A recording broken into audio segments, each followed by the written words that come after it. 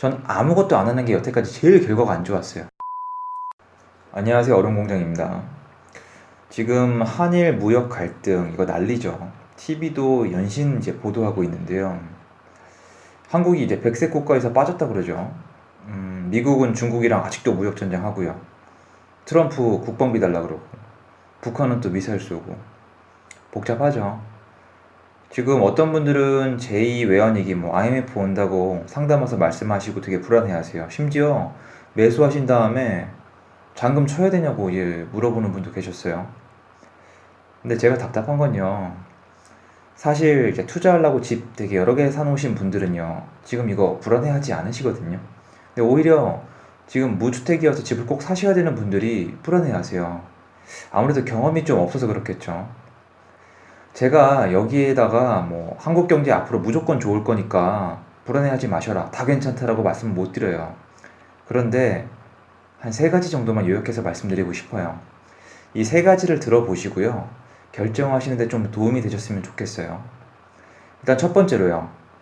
여러분, 한국에서요.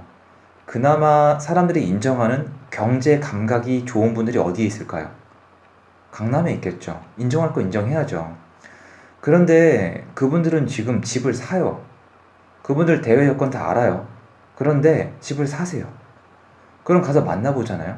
이 집을 왜 사시냐고 이게 제가 물어보면은 사실 이렇게 대답을 하세요. 집값이 오를 걸 기대하고 사는 건 아니래요. 물론 당연히 기대하시겠죠. 그분들이 어떤 분들인데. 그런데 대답은 이거였어요. 현금 들고 있기가 불안하다. 그러니까 생각해보면요. IMF랑요. 국제금융위기 때 현금 들고 있거나 현금을 은행에 많이 넣어놨던 분들이 타격이 제일 컸죠. 부동산은 공부해보시면 타격이 있었지만요. 금방 회복했을 뿐만 아니라 나중에 훨씬 더 많이 올랐어요. 그러니까 현금 들고 있는 게 불안하시다는 거예요. 그래서 현금을 딴 걸로 바꿔놓으시는 거예요.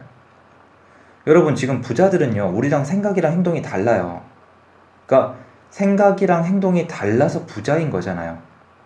이게 좀 슬픈 얘기로 우리가 살아온 거대로 생각하고 행동하면요.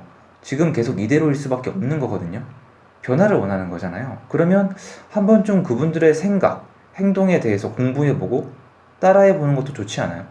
사실 전 그렇게 배웠어요. 하나씩 하나씩. 여러분, 그 부자들이요. TV에서 나오는 것처럼 이렇게 명품 걸치고 양복 입고 슈퍼카 타고 다니는 사람 없어요.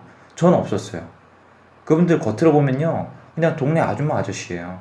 그런데 정말 열심히 사시고 근검절약하세요. 그리고 공부 많이 하시고요. 그러니까 TV에 양복 입고 나와서 되게 부유해 보시는 분들이 하는 말 너무 믿지 마세요. 그러니까 부자들이 실제로 어떻게 행동하는지 강남 부동산에 대해서 공부를 해보시면 알 수 있지 않을까요? 공인중개사에 전화도 해보시고 가서 만나도 보시고 해보세요. 둘째로요. IMF 국제금융위기 이런 거 있잖아요. 얘네는 사전에 예측이 불가능해요. 왜냐하면 여러분 국가 부도의 날 보셨죠? 사전에 예측이 불가능하기 때문에 그런 위험이 된 거거든요. 그러니까 사전에 예측이 불가능하고 대비가 안 됐기 때문에 그만큼 큰 위협이 됐던 거예요. 근데 지금 저희를 한번 봐보세요. 준비를 하고 있잖아요. 그 문제들 다 준비하고 알고 있잖아요. 그러면 거의 그냥 넘어가거나 금방 극복을 해버려요. 이미 눈에 보이는 위기가 왜 위기예요? 안 보이는 게 위기죠. 한국이라는 경제 강대국이 그런 걸 준비를 못 하겠어요.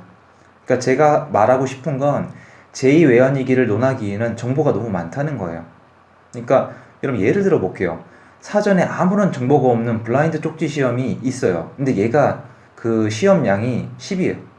그리고 사전에 범위 다 알려주고 보는 중간고사가 시험량이 20이에요.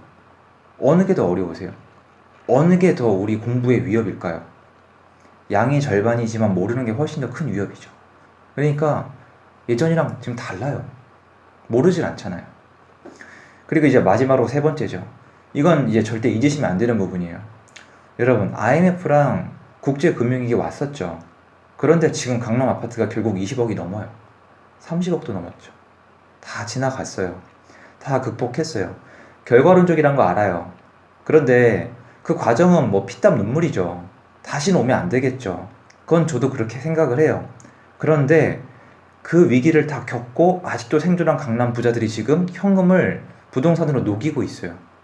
그분들도 불안한 거예요. 근데 불안한데 하는 행동이 부동산이에요. 왜 그럴까요? 결론적으로 그걸로 바꿔놓은 분들이 나중에 위험도 극복하고 기회를 가지셨거든요. 그러니까 지금 혹시 집이 정말 필요한데 그런 대외적 위기 때문에 그 어떤 매수 계획을 바꿔버리시거나 하면은 좀 현명하지 않을 거라고 생각을 해요. 계속 그렇게 결정을 뒤로 미루시면요. 자본주의 사회에서 상대적으로 계속 뒤로 밀리세요. 제가 예전에 했던 말처럼요. 그게 더 위험하지 않을까요? 어떤 선택을 하든 여러분 몫이에요. 그런데 나중에 후회는 안 하셨으면 좋겠어요. 결과 말고 지금 하는 행동에 대해서요. 그러니까 예전에 저는 되게 그런 일이 많았거든요. 박탈감 느끼고 막 허무하고 계속 가난해지는 거 느껴지고. 그런데요, 서울 아파트는 이 30년 동안의 기간을 대입해서 여러분이 자세히 숫자로 따져보시면요, 총 100이라고 놨을 때 한 13? 이 정도만 하락이고요. 한 87이 상승이에요. 그 정도로 상승이 많았어요. 물가 상승 때문이겠죠. 이걸 알고 잘 준비를 하셨으면 좋겠어요. 개인적으로 저는 이런 대외 여건에 지금 별 신경을 안 써요. 어차피 정말 큰 위기는 알 수 없는 거니까요. 그리고 왔어도 다 지나갔으니까요. 제가 뭐 그만큼 큰 대형 자산가나 기업가도 아니고요. 그래서 저도 불안해요. 하지만 전 아무것도 안 하는 게 여태까지 제일 결과가 안 좋았어요. 여러분은 어떻게 생각하실지 궁금하긴 해요. 그런데 제 이 세 가지 얘기를 참고하셔서 좋은 결정하셨으면 좋겠어요. 오늘 내용은 여기까지입니다. 도움이 되셨다면 좋아요와 구독하기 부탁드릴게요. 감사합니다.